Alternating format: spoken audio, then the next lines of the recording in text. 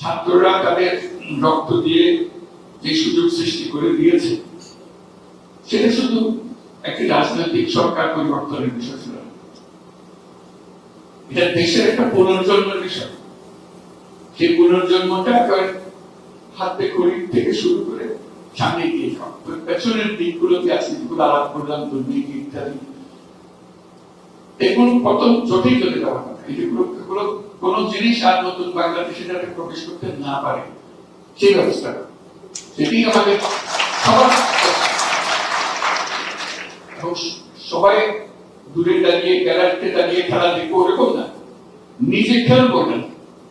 আমরা গ্যালারির কাজ শেষ, আমরা প্রত্যেকে নিজে খেলবো, যেটুকু অংশ আমরা পারি সেটুকু অংশ আমরা পালন করবো। তাহলে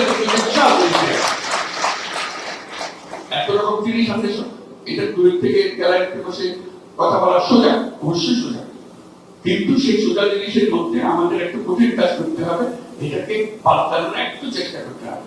সবাই মিলে একটু একটু চেষ্টা করে দেখবো যেটা করে ফেলতে হবে। যেমন আজকের মিটিংটা একটি সুন্দর ব্যাপারে মিটিংটা করতে পারছি, এটাও কিন্তু অসম্ভবকে সম্ভব করার জন্য ছাত্ররা তাদের